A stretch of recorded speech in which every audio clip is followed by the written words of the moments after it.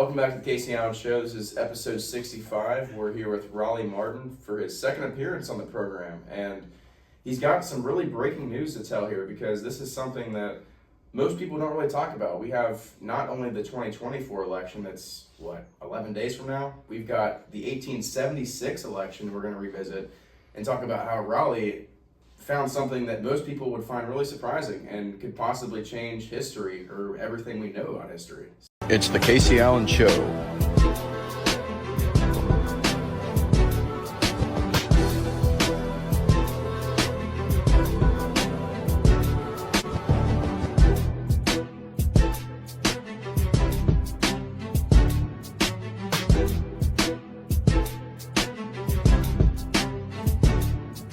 Roleigh, thanks for joining us. And what exactly have you found? Well, so far, my favorite interest in politics is Congress. And what bothers me in Congress is if you study its history, Congress was just fantastic in the past. And then you look, why is Congress so dysfunctional now? And it's the farther they moved away from historical practice, the worse they've gotten. And the big downfall in our lifetime was 1970. And prior to 1970, Congress used to occasionally, quite often, up to 15% of the time, would use legislative secret voting. Now, the Constitution, Article 1, doesn't require that Congress record the name of legislators, how they vote. If at least 20% of the legislators want accurate vote, they have to have an accurate vote of yeses and nos.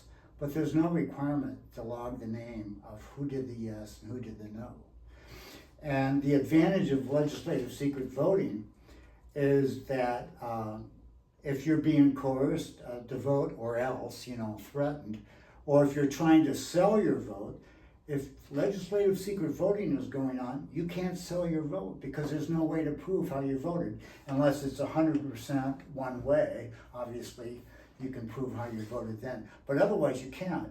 And so it's the best method of voting to prevent the Congress from feeling uncomfortable, say, cutting the budget of the IRS or CIA or NSA or FBI 25% or anything like that. There's no way they'll ever do that as long as you have transparent voting, because their personal lives will be ruined. And Tucker has mentioned how many congressmen are afraid of the power of these deep state agencies. And the same with powerful companies that, like when Dominion Voting wants to come after you, they'll bury you in legal fees. Same with Dominion and Pfizer. And, Congress is totally coerced. We have a few people that are extremely brave. And this is both sides of the equation, right? This isn't just Democrat. This is Republicans, I would assume, is what you're saying. Oh, yeah. Right? I mean, you have the military-industrial complex, you have the deep medical state, and then you have the three-letter agencies. And those are the strongest controlling forces in Congress. And the only way you're going to be able to get a grip on things like that and be able to reduce the budget. Right now, we are increasing the budget $1 trillion every 100 days. In fact, it's accelerating. It could be every 90 some days now, but 100 days is, when you look at the links, it goes back a ways and it's 100 days. But our grandchildren, and they're going to be spending the bulk of their taxes paying interest on the debt. I mean, why should I pay taxes if I get nothing out of it? I'm paying the debt for my ancestors? That doesn't seem fair at all. Exactly. See, the hardest thing is, it might seem easy for some people that are in the retirement stage of their life. They could say, okay, well, I'm going to retire. I don't have to worry about everything going on. But think about the future generations. I think of what Gen Z, my generation, will be facing, and I think of even the younger kids below me. Take this in perspective. My grandmother lives in a neighborhood in Burlington, Kentucky. It's nothing, crazy high class, but in 10 years, a house that was $300,000 now sold for $600,000 last week. So let's just say that's the ratio of which homes sell. Let's just say that 20 years from now, that same home is still selling 100% every 10 years. that very home is now $2.1 million 2 generations from now. How is that going to be affordable with a $40,000 a year job? There's absolutely no way. It's not sustainable. So you're exactly right. It brings you to the point. It's like we are literally crippling our currency. We're crippling every bit of the future we have with this poor fiscal policy. I mean, I think it really stems from many reasons, but Congress itself, the voting, that has to play a big part in it. Yeah. So, I've done over 30 X articles in the past, and I've done 9 on Congress. And before I get into the 1876, I put together, unfortunately I ran low on ink, and I've got a nice presentation I can give you in color and all that stuff. But basically, the GOP primary voters are going to be the ones that save the country as far as the Congress goes. It's not going to be the Congress people themselves. It's going to be the GOP primary voters. Because what they can do is they can refuse to allow a person to be on the ballot if, it's a Republican district, unless they take a pledge. And I have a 5-point pledge that would restore Congress. One is if they get on the ballot and they're elected, that they'll vote to do legislative secret voting, which means that there's just no way to prove how you voted. I can get into mechanics. The easiest way to do secret voting is the way they did it in Italy. What like a urn is, where it has that neck and it's hollow and you can put in balls. Yeah, I think you explained that in the previous episode. Yeah. So imagine you either have a white or a black ping pong ball, and the white means yes and black means no, and you hold the ball so nobody can see it in your hand. You drop it in the urn and then you let go. Once you've dropped that ball in the urn, there's no way to prove. Now, you could say, well, the ball you still have in your hand is, how you voted the opposite way. Well, have a discard urn and a voting urn, and you have to pick up a black and a white ball, and then put it in your pocket and decide which ball you're going to vote with. And you have to discard one ball and vote with the other ball. So again, once you've thrown those balls in the urns, nobody knows how you voted. Mm-hmm. And if they're able to see how you voted, you could disqualify the vote. So the rule, they've done legislative secret voting in a variety of ways in other countries. In Italy, I did an entire article on it. It has over 232,000 reads. But they use balls and urns because it's real simple. And they had to keep it hidden how they vote, otherwise the vote would get disqualified. Yeah. So that you can't sell your vote, and so the only thing you're worried about is the voters. And so, well, why should I re-vote you in office? How do I monitor my legislator if I can't see how they voted? Well, that's why I have a 5-point pledge, because there's countermeasures needed if you're doing legislative secret voting. One is transparency should be on how is that legislator benefiting personally while he's a legislator. So one of the 5-point pledges is I will publish my income taxes every year I'm a legislator. Mm-hmm. So you'll see if I'm getting rich. And in a competitive voting environment, you'll try to talk your spouse into doing likewise. Yeah. So if you have a choice between two married couples where one is running for office, and the one where both spouses publish their income taxes, you're going to find out more than one where only one spouse does it. Hmm. So that's it. Transparency and how they're benefiting being a legislator is one. Number two, that if they have single investments in a single company where they could vote to make that company richer and benefit themselves, have the pledge be that I will change my investments to market neutral investments, like Fortune 500 index, Bitcoin, gold, silver, something that's market neutral. So I will change my investments to market neutral investments, so that anything I vote on is going to help the economy at all. It's not just a single company that I half own. Okay.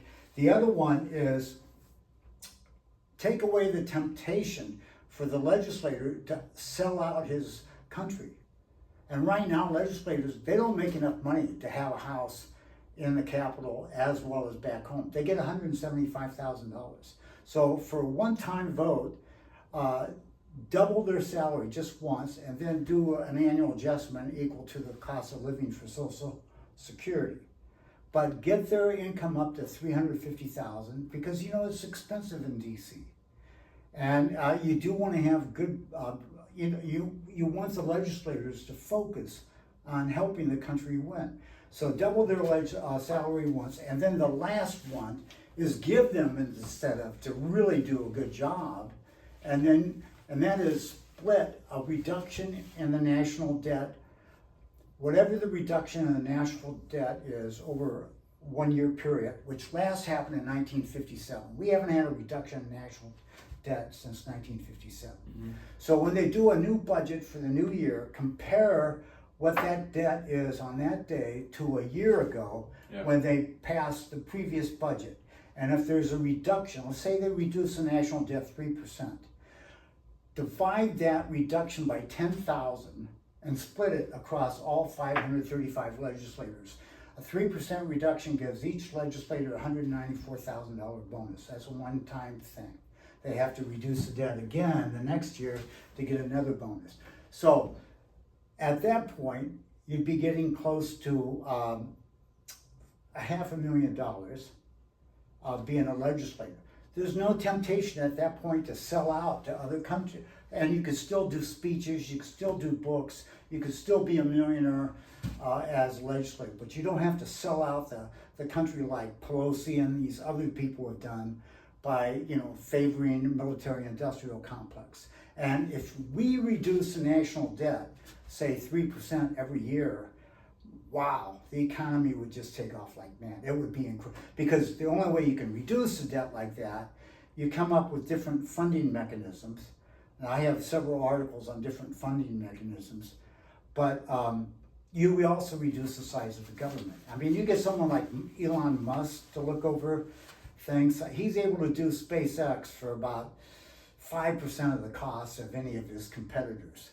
So at that point, mortgage rates could get down to 2% again. One of the biggest corruptions, and one of the things that really bothers me, is the cost of homes. I don't know if you've ever heard of Boxable, but homes should be, under $100,000 for the home. And then get property lots a little bit smaller so that you can have more homes in the same amount of area. But a person should be able to afford a home with the lot, hooked up to utilities and everything for about $150,000. You should be in a nice neighborhood. You can't do that now, but you should be able to. And it's because of political reasons why it's so expensive. So when you have a Congress that can vote legislative secret voting in that, they can do a lot of things like go against what the powers that be wants. And like 2020, it was a total disappointment. I mean, it was pretty obvious that Biden didn't get tens of millions of votes more than Obama. There's no way that Biden was more charismatic than Obama. Well, especially when you look at the chart when it came in overnight, when it's all of a sudden it was just kind of like neck and neck, and all of a sudden, Biden gets all these votes. Like, yeah. Really? Where did that come from? Yeah, and then, it's 3 o'clock in the morning, they shut down. Yeah. And one of the things is 6 counties in the nation, all Democrat controlled. Those 6 counties alone flipped the election from Trump to Biden. And those 6 counties are still Democrat controlled. We got Milwaukee County, Wisconsin, Wayne County, Michigan, Maricopa County, Arizona, Fulton County, Georgia, Philadelphia County, Pennsylvania, and Clark County, Nevada. They're all strong Democrats. Yeah. And we still don't have any trust in these 6 counties. What was it in Pennsylvania? 40 Republican observers to 760 Democrat observers. Oh yeah, it's going to be real fair. Remember when they kicked the Republicans out of the building and they put the big white plaster boards over the windows so that nobody could see how they were counting, running things multiple times. What do you think about Maricopa County, where they're trying to take 10 to 13 extra days to count up votes? Like, what do you think their goal is there? Oh yeah, for sure. Like, I mean, the only hope is that we have is hopefully he's losing so much. I mean, she's losing so much black vote. The hope is that enough of those people helped on the cheat 4 years ago, but now don't want to help on the cheat. So hopefully at the ground level, because it takes tens of thousands of people to cheat an election, because it's done through multiple angles. So hopefully some of them will say, no, we're not doing it this way. Hopefully the resistance is there. And the black men vote is gone for Harris. It's not there. The Muslim vote is not there for Harris. yeah. The Latino vote is not there for The Harris. Jewish vote certainly isn't for Harris. So it's Yeah. like, but I mean, but the one thing that will be, though, is the illegal immigrants who are not registered citizens who will be voting in states like California. So that's the thing I actually said recently. I said if Kamala Harris can get 5 million plus illegal immigrants to vote, I think this is going to be a really close election. Anything more than 5 million, which is very possible. I mean, considering 30 million, the swing states, a lot of them going into Texas, buses being distributing people all throughout the country. That's the scary part, is bringing Yeah. those illegal aliens into swing states. Like, how much will that actually impact this election? Because we know it will. I mean, we know that the fraud is happening as we speak. Oh yeah, and then Obama says bring in tens of millions of overseas voters where they don't have to prove any ID at all. Yeah. So yeah, we could still very much have a 20. The only hope is that it's going to be a harder sell. And last year 4 years ago, they were able to sell the wimpish congressman on it. But if Congress has the will to fight it, and if, it's harder to cheat on the congressional things. It's much easier to cheat on the federal level because it's just one, or even the Senate level because it's just all ballots in the state have the same candidate for senator. But it's harder in the House. And so in 1876, the Democrat won the popular vote, and Tilden of New York, and he at first it looked like he had a winning electoral vote, but the allegations was that cheating was going on in Florida, Louisiana, South Carolina. It was a split Congress, interestingly, and the Congress decided to, of course, the Congress that authenticates the election isn't the one during the election. A new congressional session starts, and so it's the Congress that sits in January. The new Congress is the one that's going to authenticate the election. So if we get additional members in the House and the Senate, then that Congress has a constitutional right to rectify election. It's happened twice before. 1876 is the latest. In the article, I just briefly mentioned the other time was 1800. I don't know the details about 1800. I'm going to write an article on that, but I don't have the details on it. But what's interesting about this particular article was it's hard to get a hold of, if you're living in Kentucky, to some of the old paper, microfiche, whatever. I use AI engines, and I use up to 10 AI engines. I use an AI wrapper called Abacus, and for $10 a month, I'm able to use 8 different AI engines rather than having to subscribe to each one of them. And then there's also some free AI engines. If you're a premium member, you get to use Grok. Gab has a good one, and Meta, Facebook has an open source one, and it's good. Yeah, it's not bad. Yeah. Microsoft has a wimpish one, really bad. It won't talk anything election. It just stays away from it. That's Copilot. Google's is probably the worst AI engine. It's just... Yeah, they're just terrible. Yeah, it's horrible. But so I picked 3 AI engines that have kind of a different way of looking at life. I use Grok, Gab, which is the Yeah, social. Gab Social, and they're very much they're more libertarian and free market than Grok. And then I used Llama, which is the open source version that Facebook uses, that funded. But they kept it open source, so it doesn't have the baloney in it like Gemini does. So I basically asked the 3 AI engines, well, tell me about the 1876 election. The second question was, what would happen? Could the modern Congress do it, or have Supreme Court rulings or laws passed in the intervening time prevent such from happening? And the third question was the change in how Congress operates due to the 1970 liberal overhaul of how Congress operates. If that hadn't happened, if Congress was to throw out the liberal change in Congress in 1970, how would that happen? So basically the end result is, yes, Congress could do it. It's going to be a little bit harder if they did do it. But one thing is the public needs to let Congress know that they could be a lot more responsible historically if they just looked at how they operated historically. Prior to 1970, we didn't have electronic voting in Congress. And so Congress would do voice votes a lot. The trouble with voice votes is that party leaders can sit and see if you raised your hand or not. They can see how you vote. So it's not true legislative secret voting, but legislative secret voting, it's totally, nobody knows how you're.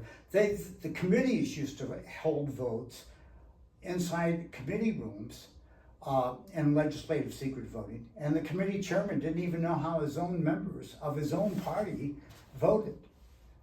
And that was taken away in 1970. It used to be that the lobbyists had to be out in the lobby, and that's why they're called lobbyists. Yeah. But then all of a sudden they could sit alongside congressmen in the committee rooms. And so we went from having 175 lobbyists that were registered in DC in 1970 to over 12,000 now. And we went from Congress that did 2,000 pages of legislation a year that were a lot more readable than it is now. They use very opaque language, extremely hard to understand. Most of it's written by lobbyists. It's just a joke what's happened because of the liberal changes in how Congress operates. And what really bothers me is, I really adore Thomas Massey, who represents Boone County and about 5 other counties in Kentucky, but he's totally ignorant of how Congress used to operate. He's never talked about it once. I've tried to get his attention on, but it's hard to get. Well, I will say this, if Thomas Massey would not agree to that, I don't think you're going to have any luck with any other congressman, because Thomas Massey is probably the most open-minded. I think he would. He even admits it. He's a libertarian. Everybody else is either Republican, Democrat. When it comes to resolutions by sending money in the Middle East, he always votes no, and he pretty much stands alone. So I would consider, he is the most open-minded congressman. But here's the key.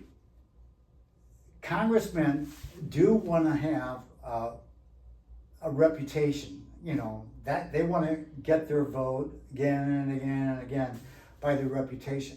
With legislative secret voting, how would somebody like Thomas Massey maintain his reputation? Well, people have to write bills, and they have to get, persuade their legislators to get the vote up on the bill.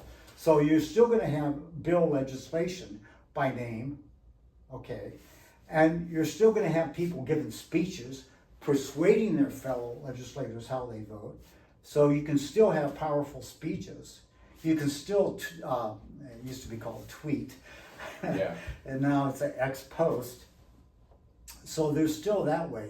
But it's like Tucker Carlson said on one of his shows, the congressmen tell them that they're afraid. Like when the FISA warrant issue came up, all the people wanted the FISA warrants to be, you know, pretty much scrapped, so that it took a huge amount of due process and everything to get a FISA warrant. Not, you know, just because the FBI wants to do it, but it went through. And and Tucker said they're just terrified.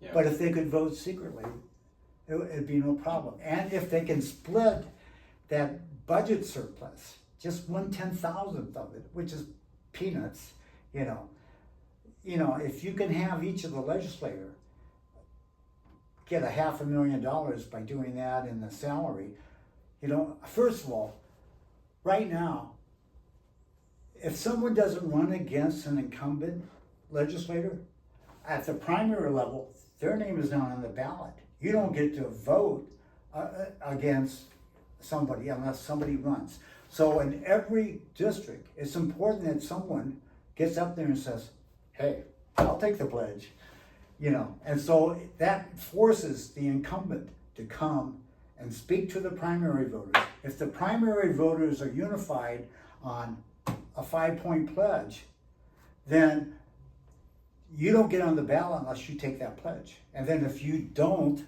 adhere to the pledge once you get in office, you don't get on the ballot 2 years from now. So primary voters are going to be the people that save this country from a rotten Congress.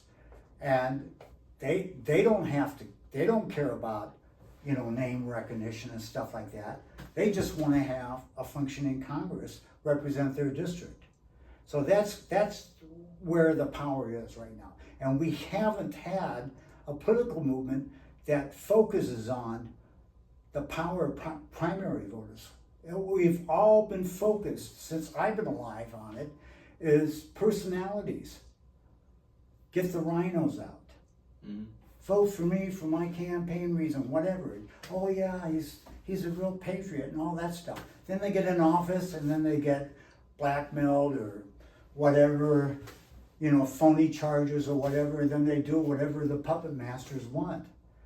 So, you know, we could do personality chasing till hell freezes over, and we're not gonna ever have an accomplishment. So anyway, about the 1876 election.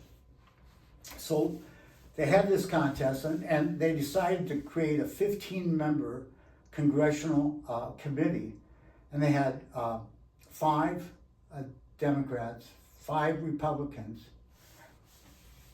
and then they put in 5 judges. And so at first they had 2 Democrat appointed judges and Supreme Court justices, and 2 Republican.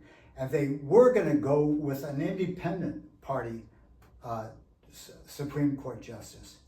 But then the Democrats, I think it was in Ohio, offered him a senatorship. And he got so upset with that blatant offer to bribe his vote that he backed out. So then the replacement Supreme Court justice sided with the Republicans. And so, yeah, it was a one-person vote difference that caused the Republican candidate to win the office. And so it was Tilden versus Hayes, and Hayes ended up becoming president. Now, it was a split Congress. So one of the chambers, Congress is made up of 2 chambers, Senate and the House, but one of the chambers was Republican and the other one is the Democrats. And it was a Democrat House and a Republican Senate, the opposite of what we have now. So they made the agreement with the Democrats that if you go along with, you know, the 1 vote advantage for Hayes and getting him to be president, we'll back out the Reconstruction federal troops from the South, and it will be local control of each state then. So it was a compromise of 1877. So the federal troops moved out of the South. A lot of black historians feel that the blacks suffered from that because the Democrats were the, you know, party of the KKK, and Jim Crow laws and all that stuff. So for something like 60 years, the Democrats ruthlessly controlled the South as a result of that election change. So that was the downside of this historical story. But so this is the 1X article that I've done, and this is the latest one on Congress. The earlier one, which is both these are new since we last met. This one here is on the history of secret legislative voting, and it talks about how in the early even in the 1900s, that up to 10 to 15% of the time they use legislative secret voting, and it's like, of course, how else are you going to deal with a controversial topic where there's so much political power, that would otherwise get their way, because it's just, like you'll never see a vote to reduce any of these three-letter agencies by 25% unless it's done by legislative secret voting. So even when they say, I gotta know how they vote, even if you know how they vote, the fact that with it, they won't even put it up for a vote. You won't see things come up for a vote if it's gonna be a transparent voting arrangement. But with legislative secret voting, you'll see stuff come up for a vote that otherwise would never come up for a vote. Well, let me ask you this. You think the bribes that come with being a corrupt politician, specifically a congressman, do you think that outweighs what you're proposing? Like, you think that they are just being given so much to where if this offer was given to them where they could have a $500,000 salary, like, what do you think is really holding this back? Well, the beauty of legislative secret voting is you can still act as corrupt as you want to be. You can tell the gun control lobby on Tuesday that, I'll vote against guns, and then on Wednesday you can the pro-gun lobby, you can say, I'll keep your rights for AR-15s and all that stuff. But if nobody can prove how you voted, if the vote isn't 100% one way, how can you be punished? You can lie after the vote saying, I voted the way you wanted, voted the way you wanted, as like, there's no way to know how they voted. And there's no way to show how you voted. So like, who does the lobbyist bribe or pay off? So the incentive with legislative secret voting is for the military-industrial complex, rather than trying to get their way by bribery, come up with proposals or advertisements that sells the entire nation on the idea. Why is your company doing this? Why is this war in the middle of nowhere? Why is it in the national interest, That's what they'll have to do. They'll have to sell the whole country on the idea. And to me, that's a lot more democratic when you've got the industry and that talking to the public rather than under the table handing money across or, holding a gun to somebody's. So the party leaders won't like it, but tough. It's the party leaders have to run for election too, and it's the primary voters are going to be the ones that can do it. I don't see any other solution myself. Yeah, I mean, it just brings you to like a really strange conclusion. It's like, even with this, like you said, there could be still corruption. Like, and honestly, like if I was a corrupt politician, I probably would be incentivized to do this, because then I could just screw anybody over and I could vote whatever way I want to and still make all this money. So. Yeah. Now, the Constitution is really interesting. It's Article 1 is in it, and I quote the exact thing. But if more than 80% of the legislators don't want an accurate tally of yeses and nos, the Constitution doesn't require it. If they say that if the vote is more than 80% one way, we'll just have it recorded. The A's have it or the nays have it. So there's no requirement to have an accurate tally unless more than 20% of the legislature, we got to have an accurate tally. But if over 80% say, no, we don't want an accurate tally if it's over 80% one way. So with legislative secret voting, the vote could just say, the vote was over 80% one way, the A's have it or the nays have it, and you'd never know how anybody voted. even with legislative secret voting, even if it was truly 100%, if it's never recorded, it's 20%, 100%. People could still lie and say, yeah, I voted. Yeah. So, like, do you think this could change or, like, affect conflicts such as the Middle East, Russia, Ukraine? Like, if this was implemented today, like, do you think we can actually see real changes in these type of dynamics, or what would happen? Well, like I said, what it is going to take, and it's not going to just be a writer like me.